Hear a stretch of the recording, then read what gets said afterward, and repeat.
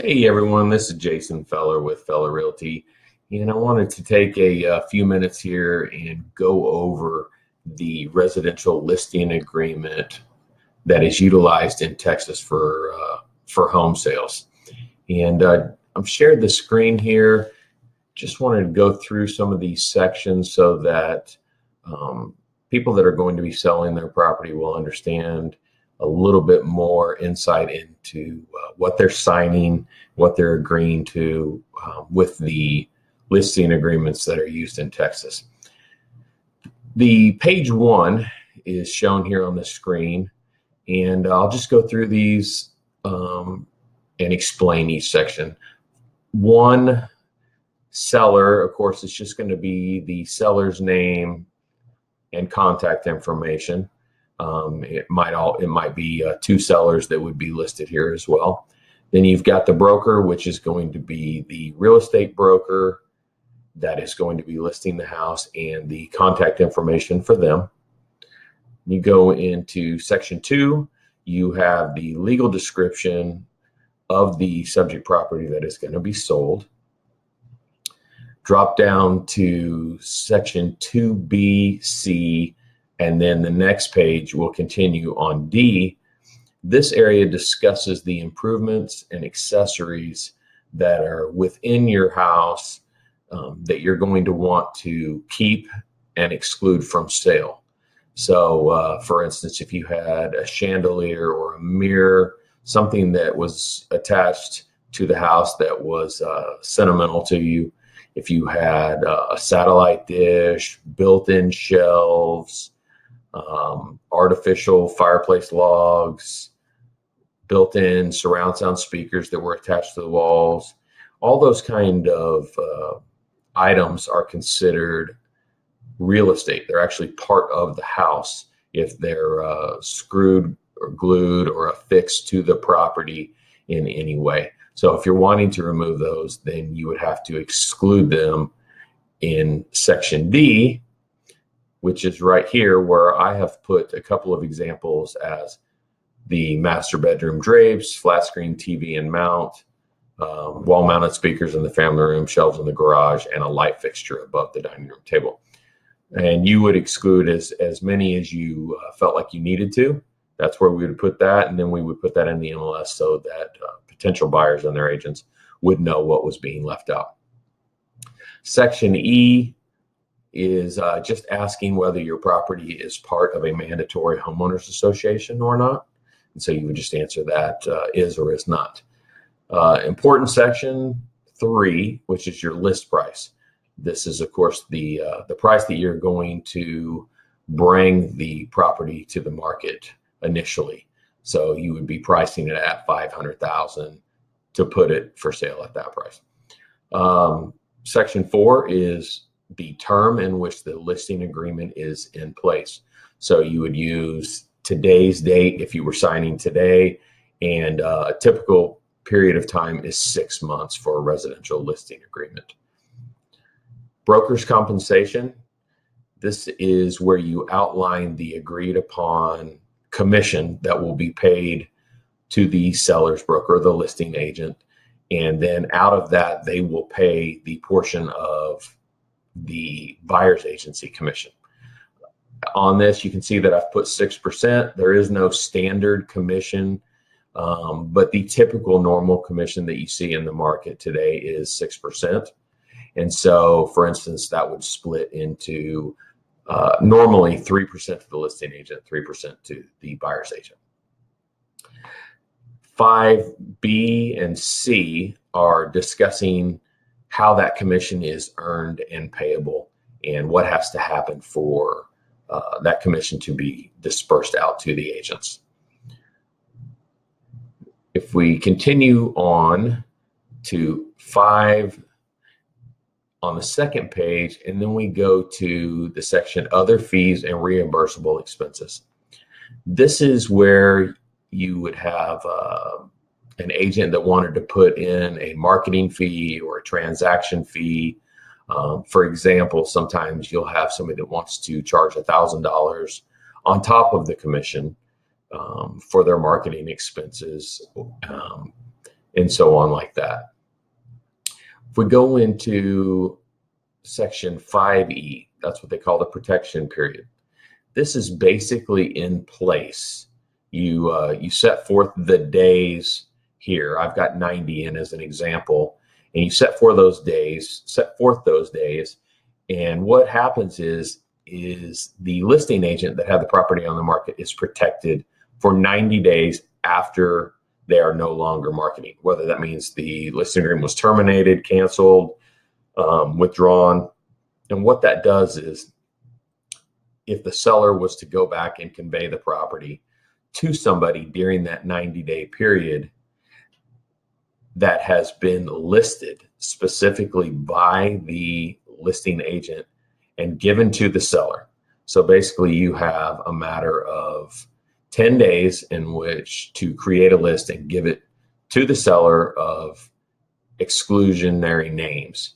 And that just means if somebody that maybe had seen it in the past came back, put in a contract and wanted to buy the property, then you would still be due a commission per this protection period. Then you've got 5F. It's just saying calling county in this. That's the county in which my brokerage is located. So any commissions that were to be paid would be paid to the brokerage in that county. You got 5G, which is escrow authorization. And that is just saying that the seller is agreeing and authorizes the title company escrow agent to disperse funds or commissioned funds to the buyer's agent and the listing agent upon closing and funding of the property. Next section is 6, which is listing services. This is explaining whether the listing agent will file the property in the MLS, whether the seller doesn't want them to put it in the MLS at all, and then also if they're going to put it in the MLS, what is the time frame that they want it in there, or does the seller want it delayed? So this goes over all of those pieces of information. And like I said, previous to that, the continuation on this page is just saying that the seller does not want it inputted into the MLS, maybe for privacy purposes. Section 6 and then B is talking about listing content. So in this section basically means photographs, images, graphics, video recordings, tours, things like that. Anything that has to pertain to the marketing or pictures or information around that property during this listing agreement is actually owned by the broker. Section 7 is access to the property. And this is where they're talking about how agents are going to gain access to the property, which company will actually be handling the communication on the scheduled appointments. So in this case, you've got authorizing access to the property, and then you've got the scheduling company, which in our case is Centralized Showing Systems. That'd be the company that is calling for the buyer's agent to get approval to show the property by contacting the seller directly. 7C is talking about the key box. That is the type of box and what that box is and how it functions when you place that on a property with a key inside of it. And then, of course, that would allow the buyer's agent to access the property with the rules in place from the seller and listing agent. Continuing on, the top of the next page, it's saying that the broker is or is not authorized to place that key box on the property. Then it also discusses if there's a tenant that would happen to occupy the property at any point during the listing period, then this is how it would have to be handled, by getting all the tenants to sign and understanding that access to the property will be happening during that period. 7D is liability and indemnification. And basically what that means is when the seller is authorizing individuals to be on the property, Then brokers, other brokers, associates, key box providers, scheduling companies, they're not responsible for personal injury or property loss that the seller might incur on their property or from their property. Section 8 is talking about cooperation with other brokers. This is where it's explained how much commission of the total commission that was explained previously in 5A. It's explaining how much of that commission that the listing agent is going to be giving to the cooperating agent or broker. Like I said, typically it's a 6% rate, or in this agreement, it's a 6% rate, and they're offering 3% to an MLS participant or a non-MLS participant that is representing the buyer. Next section is intermediary. That is discussing if someone came to your house and I had the listing and they were a buyer that wanted the property, they weren't represented, then this discusses how that representation would work. If it's allowed, if it's not, the next page shows that intermediary status is not allowed. I have it checked as a normal procedure, and this just shows how that would be handled. Who actually is representing who has to agree to it, what has to be in writing, and etc. Again, I denoted that the next page would show that if that box was checked, no intermediary status, then that would mean that this seller was not going to allow that. If they are, again, in this area, it explains all the things that would have to take place for that to occur. Section 10 is confidential information. And basically in a synopsis, that's just saying that I cannot share any confidential information that you as the homeowner would give me. Section 11 is the broker's authority. And this just talks about basically what authority do I have in this transaction. In a nutshell, I just have the authority to do my job to the best as far as marketing the property to get it sold.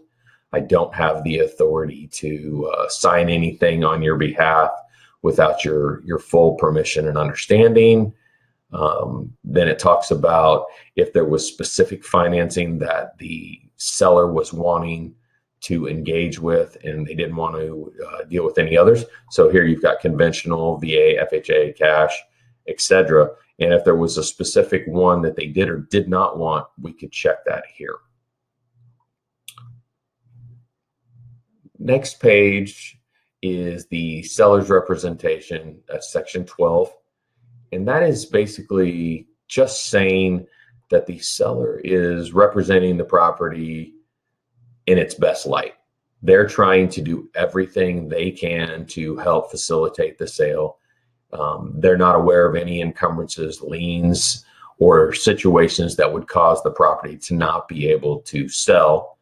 And if they are, what are they? And explain them, of course, out in this. And here, like I had one, it's asking here, are there any other things that are against the property that are delinquent? And in here I used an example as homeowner association fees. So if the seller was late on fees, or there was fines outstanding, things like that, then this would be a section where you could put that in there and then it could get handled prior to closing. Seller's additional promises, which is section 13. It's just saying again that you're willing to cooperate with the broker to facilitate the showing, the marketing, and the sale of the property. I think the reason that this is in here primarily is, in case you had one seller that did not want to move, one that did, maybe there's a divorce situation, and they're turning down every showing attempt and things like that. So this just explains, in writing what some of the promises and responsibilities are. Section 14 goes back to, again, the limitation of liability.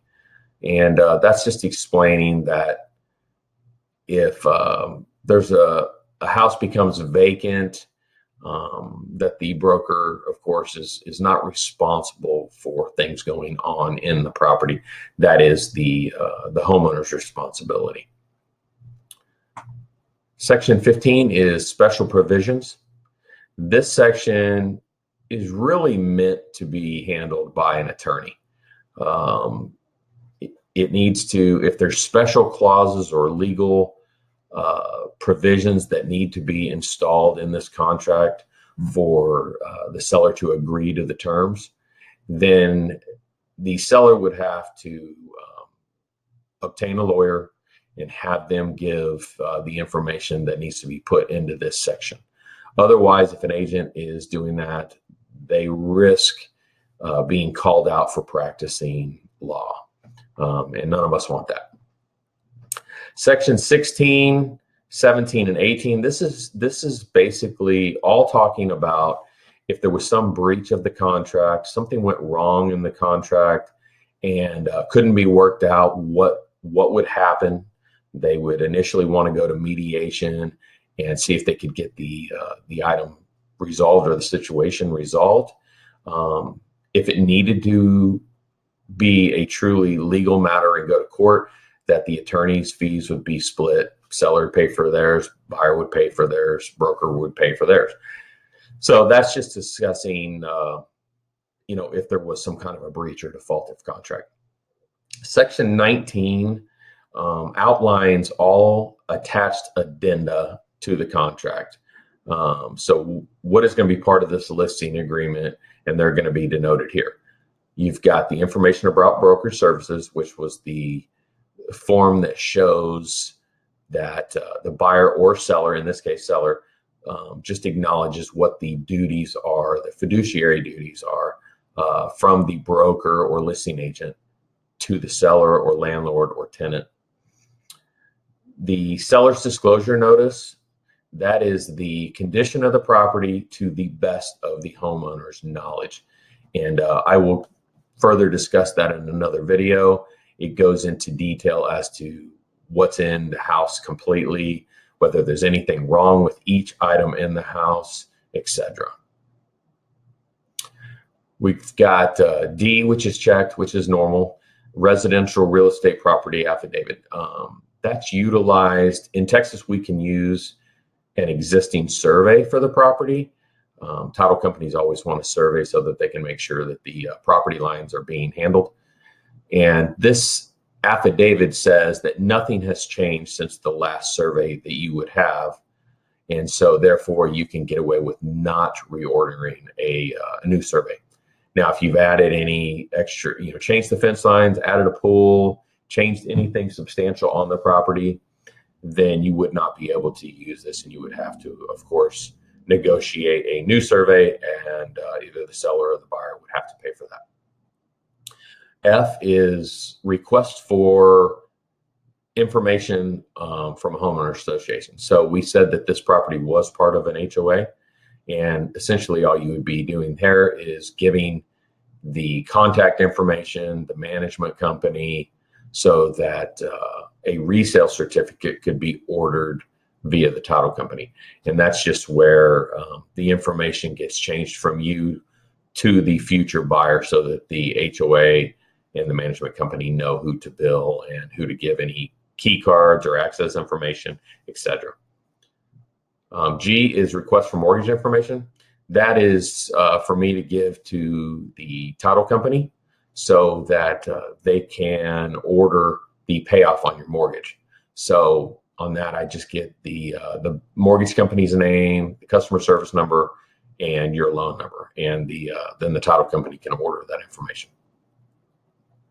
Section 20 is agreement of parties, and that is basically just going through the contract legalese, saying, the terms, entire agreement, assignability, binding effect, and it just goes through and explains all the legal matters pertaining to this listing agreement. Then we've got Section 21 just talks about additional notices. This is just explaining how sharing of the commission works, fair housing laws, the contacting the mortgage lender, to get payoffs, advising the seller to review the broker services form that we discussed when we're talking about the fiduciary duties of the agent with the buyer, seller, or landlord. And then the last page here is you're going on and you're just continuing through the other clauses. The only thing that has to be checked off here is to say whether the seller is a foreign person or not, considered under federal law. And then you would have the broker signature or listing agent signature, and then the seller's signature here. And if there was a second seller, it'd be down here. This is the seller's disclosure, which I will go in depth in a second video on this. So I hope this information helps on the actual listing agreement. I didn't discuss the addendas or the disclosure in depth, but I will put those in a separate video. Please call me if you have any questions on this, 469-774-3564, or if you have any questions on buying or selling a house in my area, I'd be glad to answer. Thanks a lot.